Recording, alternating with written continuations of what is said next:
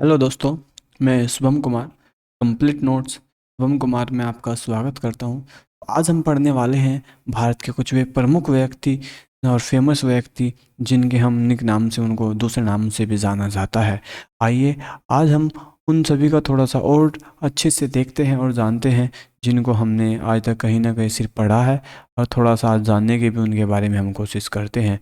तो चलिए, तो ये है पहले व्यक्ति, हमारे देश के पहले व्यक्ति हैं, यानी कि होमी जहांगीर बाबा, जिन्हें भारत के जो न्यूक्लियर प्रोग्राम है, यानी कि परमाणु कार्यक्रम के जो जन्मदाता कहे जाते हैं, वो किस व्यक्ति को कहे जाते हैं? वो कहे जाते हैं जहांगीर होमी बाबा को।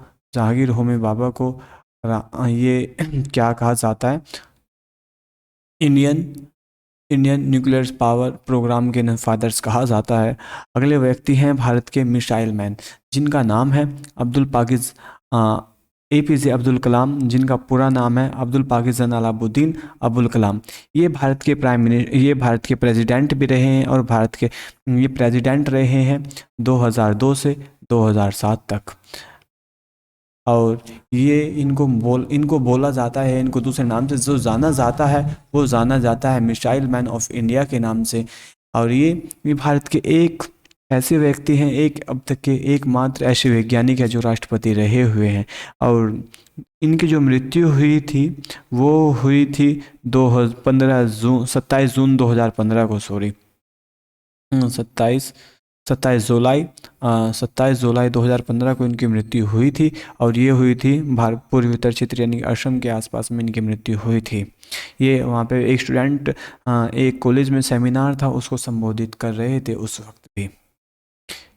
आगे आते हैं ये व्यक्ति हैं जिनको आप कभी नहीं भूल सकते, डॉक्टर भीमराव अंबेडकर, जिन्हें कॉन्स्टिट्यूशन ऑफ द इंडिया के नाम से जाना जाता है। और इनका जन्म होता है अप्रैल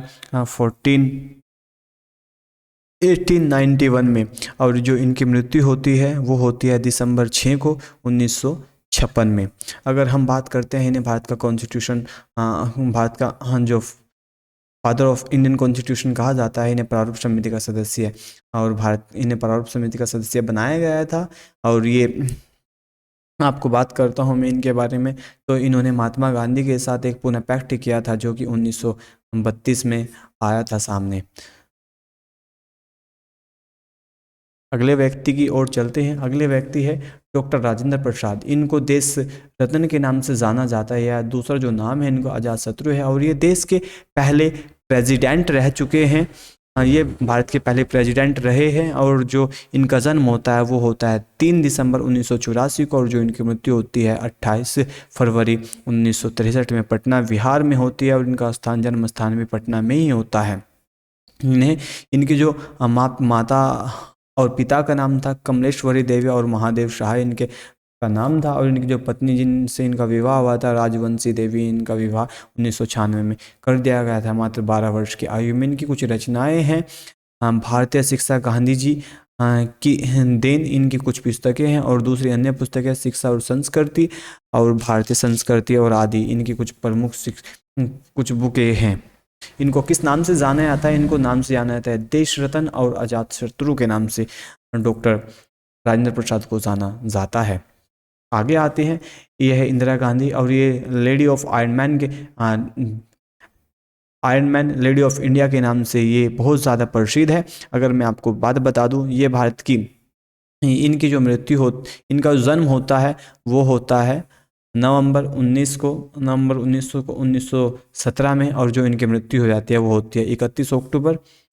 इनकी जो मृत्यु होती है वो होती है 31 अक्टूबर 1984 को। एक सिख दंगे के दौरान इनकी मृत्यु हो गई थी। अगर मैं बात करता हूँ, ये भारत की पहली भारत रत्न महिला है जिन्हें 1974 में भारत रत्न से सम्मानित किया गया था। मैं आपको बता दूं, ये भारत की पहली महिला प्रधानमंत्री भी रही है। आगे आते हैं, अगले हैं विपिन चंद्र पॉल के जिनको हम बंगाल टाइगर्स के नाम से जानते हैं, अगर हम बात करते हैं बंगाल टाइगर्स की, हाँ, ये है विपिन चंद्र पॉल। इनकी जो जन्म तिथि है 7 नवंबर 1858। और जो इनकी मृत्यु होती है वो होती है 20 मई 1932 में इनकी मृत्यु हो जाती है। अगर इनको बंगाल टाइगर्स के नाम से जाना जाता है। आगे आते हैं, ये है सरोजिनी नायडू। ये भारत की पहली सरोजिनी नायडू है, भारत की पहली राज्यपाल रही है। अगर मैं जो इनकी जन्म तिथि के बारे में बात करते हैं तो ये आता है 13 फरवरी 1879 में, और जो इनकी मृत्यु होती है वो होती है 2 मार्च 1949 को। और सरोजिनी नायडू को नाइटिंगेल्स ऑफ इंडिया के नाम से, लेडी के नाम से संबोधित किया जाता है। आगे आते हैं, ये है लाला लाजपत राय। लाला लाजपत राय को पंजाब केसरी के नाम से जाना जाता है। इन्होंने पंजाब नेशनल बैंक की यानी कि पीएनबी बैंक की स्थापना रखने में भी अपना काफ़ी योगदान दिया था। अगर मैं बात करता हूँ लाला लाजपत राय के बारे में तो इनका जन्म होता है 28 जनवरी 1985 को, और इनकी मृत्यु साइमन कमीशन के विरोध करने के दौरान हो जाती है। जब इनकी मृत्यु हुई तो उस वक्त उनके शरीर से कुछ लाइनें निकली थी जो कि इस प्रकार है। मेरे शरीर पर पड़ी एक चोट ब्रिटिश साम्राज्य की कफन में कील साबित होगी, और जो कि बाद में भारतीय स्वतंत्रता के रूप में वो कील साबित हुई है। अगर बात करता हूँ मैं फिर से लाला लाजपत राय के बारे में, इनके जो साथी थे उनमें भगत सिंह भी शामिल थे और चंद्रशेखर आज़ाद भी शामिल थे। आगे आते हैं सौरव गांगुली के बारे में। आखिरकार हम सौरव गांगुली के उनको जो जानते हैं वो जानते हैं प्रिंस ऑफ कोलकाता के नाम से। प्रिंस ऑफ कोलकाता के नाम से हम किनको संबोधित करते हैं, वो करते हैं। तो सौरव गांगुली की कुछ इस प्रकार से उपलब्धियां भी हैं। वो भारत के कैप्टन भी रहे हैं, और उन्होंने भारत के जो भारत के लिए कुछ टेस्ट मैचेस खेले हैं और कुछ जो वनडेज खेले हैं वो कुछ इस प्रकार हैं। अगर मैं बात करता हूं यहाँ पे सौरव गांगुली के बारे में, वो 2015 में जो बंगाल क्रिकेट एसोसिएशन है उसके हेड भी रह चुके हैं, प्रेसिडेंट भी रह चुके हैं, और ये वर्तमान में इंडिया के प्रेसिडेंट जो इंडिया का बीसीसीआई है उसके भी ये क्या है, उसके भी ये प्रेसिडेंट है इस वक्त। तो इस प्रकार से ये Bengal association, cricket association of Bengal के भी और बीसीसीआई के भी क्या रह चुके हैं, अब तक के हमारे प्रेसिडेंट रह चुके हैं और हैं फिलहाल वर्तमान में भी। आगे बात करते हैं, ये है रविशंकर, जो कि रविशंकर है, ये गुजरात से बिलोंग करते हैं। और मैं इनको बता दूं, ये रविशंकर जो महाराज जी हैं इनको किस नाम से जाना जाता है, इन्हें फादर्स ऑफ गुजरात के नाम से जाना जाता है। ये काफ़ी फेमस है गुजरात में, जिस प्रकार से पूरे भारत में गांधी फेमस है। दूसरी ओर से इसी प्रकार से दूसरी ओर से ये भी काफ़ी फेमस है गुजरात के अंदर, जिनको क्या कहा जाता है, फादर ऑफ गुजरात कहा जाता है। इसी प्रकार से अगर हम महात्मा गांधी की बात करते हैं, नेशन ऑफ फादर्स कहा जाता है, यानी कि भारत के राष्ट्रपिता के क्षेत्र में इनको क्या संबोधित उपाधि दी गई है। आगे आते हैं बाल गंगाधर तिलक के बारे में। इनको लोकमान्य की उपाधि दी गई है, और इनका एक प्रसिद्ध नारा था, स्वराज मेरा जन्म सिद्ध अधिकार है और मैं इसे लेकर रहूँगा। इस प्रकार से उनकी ये बाल गंगाधर तिलक है, और इनको किस नाम से जाना जाता है, इनको जाना जाता है लोकमान्य के नाम से। इन्होंने भारत में होम रूल जो एसोसिएशन था उसकी भी स्थापना कर दी गई थी 1916 में। इसी के बाद एनी बेसेंट आती है 1916 में, जिन्होंने क्या की है, होम रूल की स्थापना की थी।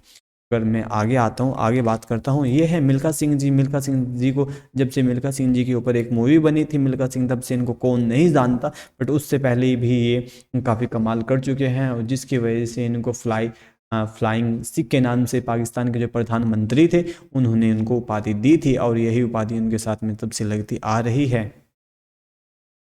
आगे आते हैं, ये वो व्यक्ति हैं दादा भाई नौरोजी, जिन्होंने अंग्रेज़ों के खिलाफ पहली बार भारत में संशोधन जो इंग्लैंड जाता था उसके बारे में सबको बताया है। और इनको जाना जाता है grand old man of India के नाम से, यानी कि जो भारत के सबसे वृद्ध व्यक्ति हैं उनके नाम से इनको जाना जाता है। और जो इनके जन्म होता है 1825 में, और जो मृत्यु होती है 1917 में इनकी मृत्यु हो जाती है। अगर मैं आगे बात करता हूँ, जो हमारे अगले व्यक्ति हैं हमारे भारत के दूसरे प्रधानमंत्री लाल बहादुर शास्त्री जी के बारे में हुए मैन ऑफ द पीस, यानी इनको मैन ऑफ द पीस के नाम से संबोधित किया जाता है। और ये भारत के प्रधानमंत्री 1964 से लेकर 10 जनवरी 1966 तक रहते हैं। और 10 जनवरी को ही इनका ताशकंद समझौते के दौरान, जो कि भारत और पाकिस्तान के बीच समझौता हुआ था 1965 के युद्ध के दौरान, उसके बाद में जो समझौता हुआ था, इस दौरान इनकी मृत्यु हो जाती है। ये उस समझौते को सहन नहीं कर पाए हैं, और उसी के कारण क्या इनको दिल का दौरा या दूसरी जो बीमारी थी उसके कारण से इनकी मृत्यु हो गई है। ये भी इनकी मृत्यु भी आज तक एक रहस्य बनी हुई है, बट जो बताया गया है भाई साहब, मैंने वही आपको बताने की स्टैंड कोशिश की है। आगे आते हैं, यह है कपिल देव जिनकी कप्तानी में भारत ने 1843 का भारत का पहला वर्ल्ड कप जीता था, और विश्व का तीसरा वर्ल्ड कप था। उससे पहले जो वर्ल्ड कप हुए थे, 3 वर्ल्ड कप वेस्ट इंडीज़ ने जीते थे, और भारत ने चौथा वर्ल्ड कप जीता था। उस वक्त जो क्रिकेट की जो टीम थी, 60-60 ओवर का एक पारी होती थी, 60-60 ओवर की एक पारी होती थी। उस दौरान भारत ने ये क्रिकेट का वर्ल्ड कप जीता था, और इनको जो बोला जाता है पंजाब हैरिकेन्स के नाम से इनको संबोधित किया जाता है। आगे आते हैं, यह आशुतोष मुखर्जी, ये भी बंगाल केसरी के नाम से काफ़ी मशहूर हैं। अगर मैं इनके बारे में मुझे ज़्यादा नहीं मालूम है, बट आपको बता दूं ये भी बंगाल में काफ़ी फेमस है। जिस प्रकार से बंगाल टाइगर्स के नाम से विपिन चंद्र पॉल के नाम को जाना जाता है, और प्रिंस ऑफ कोलकाता के नाम से सौरव गांगुली को जाना जाता है, इसी प्रकार से ये जो आशुतोष मुखर्जी हैं हमारे, ये बंगाल के क्या है, बंगाल केसरी के नाम से इनको संबोधित किया जाता है। आगे आते हैं, ये है लता मंगेशकर जी। इनको कौन नहीं जानता, इन्होंने न जाने कितने हजार गीतों में अपना योगदान दिया। ये भारत रत्न से सम्मानित हो चुकी है। अगर मैं इनको बात करता हूँ तो ये सवर कोकिला के नाम से भी जानी जाती है। और जो इनकी दूसरी बहन है आशा भोसले, वो दूसरी बहन है इनकी आशा भोसले है, और ये हमारी लता मंगेशकर जी हैं। आगे बात करते हैं, अगले क्वेश्चन पे आते हैं। ये जो अगली हमारी है वो है पीटी उषा। उनको उड़न परी के नाम से भी जाना जाता है। उनका जन्म होता है 27 जुलाई 1956 में इनका जन्म हो जाता है, और ये प्रेजेंट जो एज क्या 56 साल की आज ये हो चुकी है। अगर मैं आज तक इनकी थोड़ी सी बात कर लूँ 2020 तक की, अगर मैं बात करता हूँ, इन्होंने ओलंपिक के लिए जिस टाइम पे एज थी अटैम्प्ट किया था पहली बार 16 साल की एज में ही इन्होंने अटैम्प्ट कर लिया था अपना। इन्हें queen of Indian track of field के नाम से भी जाना जाता है। ये अर्जुन पुरस्कार, ये अर्जुन अवार्ड 1984 से में प्राप्त कर चुकी है, और पद्मश्री भी 1985 में प्राप्त कर चुके हैं। इन्होंने टोटल मिला के अपनी लाइफ में 102 मेडल्स नेशनल और इंटरनेशनल लेवल पे जीते हैं। तो ये भी काफ़ी सम्मानित महिलाओं में से एक है जिनको उड़न परी के नाम से क्या संबोधन किया जाता है।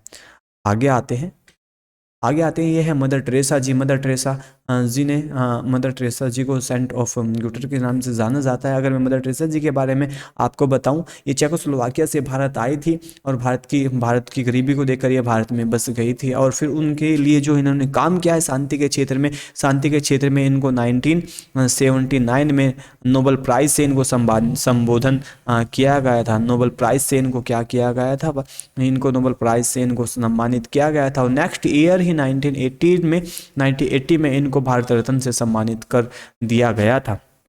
तो इस प्रकार से ये जो मदर टेरेसा जी हैं, उन्होंने भारत रत्न और नोबेल प्राइज प्राप्त करने वाले भारत की ओर से पहली महिला हैं।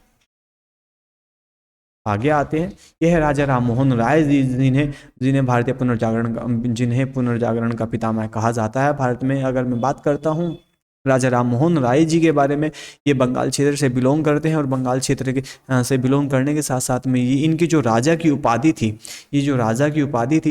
इनको अकबर द्वितीय ने दी थी। इनको अकबर सेकंड ने दी थी, और ये अकबर सेकंड की जो पेंशन बढ़वाने के लिए कहाँ पे गए थे, लंदन गए थे, और वहीं पे इनकी मृत्यु हो जाती है, और बस इनका वहीं पे अंतिम संस्कार कर दिया जाता है। और इन्होंने 1828 में अपने ब्रह्म समाज की भी स्थापना की थी। इन्होंने ब्रह्म समाज की भी स्थापना की थी, जो कि काफ़ी इंपॉर्टेंट क्वेश्चन है। आगे आते हैं, ये है बंगाल, हाँ ये है टीपू सुल्तान। टीपू सुल्तान जिन्हें मैसूर का टाइगर्स कहा जाता है, मैसूर टाइगर्स के नाम से ये टीपू सुल्तान की एक छोटी सी तस्वीर दिखा रहा हूँ मैं आपको। तो टीपू सुल्तान ने भी अंग्रेजों से लड़ते हुए अपने 4 मई 1799 को अपने क्या प्राण त्याग दिए थे। अगर मैं आपको बताता हूँ, इन्होंने कर्नाटक मैसूर युद्ध लड़ा था अंग्रेजों के खिलाफ, चौथा मैसूर युद्ध लड़ा था जिसमें ये मृत्यु प्राप्त हो गए थे, और इस प्रकार से उन्हें क्या उनका अंतिम संस्कार हो गया था। उनको किस नाम से जाना जाता है? उनको जाना जाता है मैसूर टाइगर्स के नाम से जाना जाता है। आगे आते हैं, ये है मेजर ध्यानचंद जी। मेजर ध्यानचंद जी के जन्मदिन, जो मेजर ध्यानचंद जी का जन्मदिन है 28 फरवरी को आता है, और 28 फरवरी को ही हम भारत में खेल दिवस मनाते हैं। इन्हें हॉकी विज़ार्ड ऑफ इंडिया के नाम से संबोधन किया जाता है। ये खेल के जादूगर के भी नाम से काफ़ी प्रसिद्ध हैं। अगर मैं बात करता हूँ फिर से आपसे इनकी हॉकी, एक बार जब ओलंपिक जर्मनी में हो रहे थे, तब हिटलर ने स्पेशल से पूरे जर्मनी में इनके नाम से कुछ होल्डिंग्स और बैनर लगवाए थे, ताकि उस मैच को देखने के लिए पूरा पूरा जर्मनी उमड़ पड़े। और इस मैच को देखने के लिए स्टेडियम में इतनी जगह पैर रखने की जगह नहीं थी। तो इनका भी भारत और भारत के बाहर काफ़ी नाम रहा है। आगे आते हैं, ये है जयप्रकाश नारायण जी, और जयप्रकाश नारायण जी को लोकनायक के नाम से भी जाना जाता है। आगे आते हैं, ये है भारत के सुनील गावस्कर जी। सुनील गावस्कर जी को अगर मैं आपको बात बता दूं, ये लिटिल मास्टर के नाम से भी भारत के लिए भारत के क्रिकेट में सुने जाते हैं, संबोधित किए जाते हैं। इन्होंने रणजी क्रिकेट में भारत के लिए सबसे पहले 6 सिक्स एक साथ लगाने का रिकॉर्ड इन्हीं के नाम है। उसके बाद में T20 में अगर बात करता हूँ मैं, T20 में युवराज सिंह के, यानी कि यूवी के नाम से, युवराज सिंह के नाम से को नाम आता है। इन्हीं की कप्तानी में भारत ने 2003 का क्रिकेट का ऑस्ट्रेलिया वर्सेस इंडिया का फाइनल मैच खेला था, जिसमें इंडिया हार गया था। आगे आते हैं, ये है महामना जी, जिनको किस नाम से जाना जाता है? पंडित मोहन मालवीय के नाम। ये पंडित मदन मोहन मालवीय को किसके नाम से जाना जाता है? महामना के नाम से जाना जाता है। अगर मैं बात करता हूँ इनके नाम पे काफ़ी सारे स्कूल्स हैं, काफ़ी सारे ये रोड्स हैं, चौराहे हैं। इनका जो नाम है, ये एक उपाधि दी गई है उन्हें महामना की।